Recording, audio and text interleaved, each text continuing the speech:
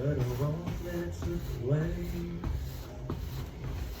There's Tom Busby featuring Ben Keeler with Georgia.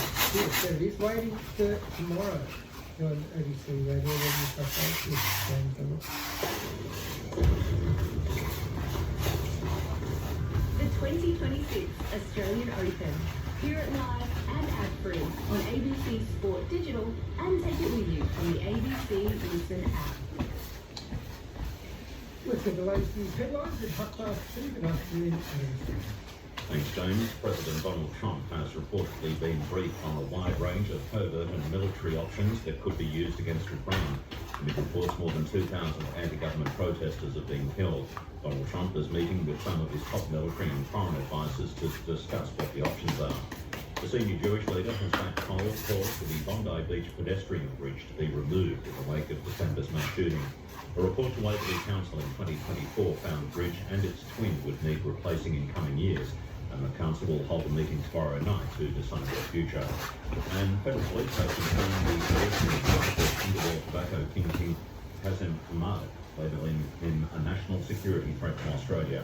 He's been on authorities' radar since he was deported 3 years ago for his alleged links to Melbourne's tobacco wars, where he's accused of orchestrating a series of firebombing attacks. More news at 3. Keep the kids entertained these school holidays with screen-free entertainment on the ABC Listen app. Like Bluey book reads, Bluey's not sure what to play, and the Road Trip podcast. Boy. Find these podcasts and more in the Kids tab on the ABC Listen app. Well, hate speech has been been in the news a lot in the past couple of days because the government considers its response to the Bondi terror attack. Labor's reportedly to strengthen protections for religious, LGBTQ and disabled communities once its anti-Semitism bill passes Parliament. This afternoon, the Trump administration warned Australia against impeding freedom of speech. Meanwhile, Adelaide's Riders has been cancelled after over 180 authors and speakers dropped out in protest of the decision to disinvite the Palestinian Australian author Randa Abdel Fattah.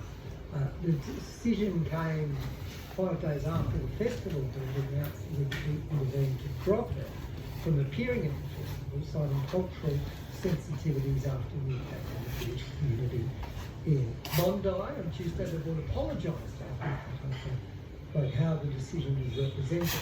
It seems Australia's grappling with what, if any, limits should be imposed on freedom of speech. It's a long time since Voltaire said, I may not agree with what you say, but I will defend to the death your right to say it.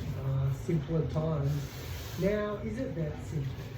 Hate speech, speech that vilifies others in New South Wales is defined to use offensive language in or near or within hearing from a public place or school, punishable only by a fine. It's still technically a crime. Defamation, of course, is another limit on freedom of speech. Seems to me whenever an issue flares up, we react to the issue, and perhaps sometimes our view is coloured by what we think is the thing the person said. And I just wondered if Dr. Tim Dean, senior philosopher at the Ethics Centre, would help us take a step back from what is happening right now. Morning. I'm hot. I'm a woman of a certain age, and it's humid and raining in the studio today. So you'll have to put up with my fan, but it's a cute fan that I got in Vietnam. So walk with me through this painting so far. I started this painting yesterday, and initially it was just around the fruit, but then I got excited and incorporated this old kettle. It was given to me by my father-in-law, which was his family kettle. It's actually the Bakelite lid is missing as it broke. But the story goes that they still used to boil eggs in it. True story. Anyway, the grevillea needed a bit of a prune, so I threw some of those in. Actually, the grevillea has, can you see that? It's resettled itself. Oh, there's Lucy. There's Lucy Lou. She's waiting for me.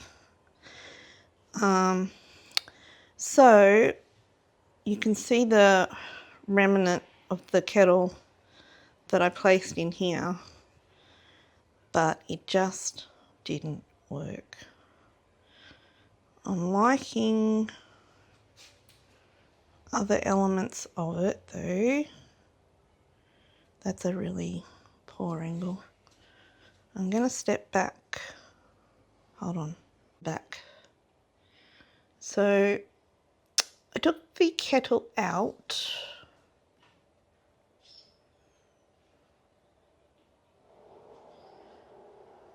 Well, almost out. And you have to remember, this isn't a finished painting. This is a progress conversation. I'm thinking I'm going to add some blue and white urns I have on the left. There, and there. And then for composition, there'll need to be something else here, but I'm not sure what that will be yet. So stay with me and I'll do a bit more and we'll come back round. Anyway, any comments on what you think are welcome. Share this little painting journey with me.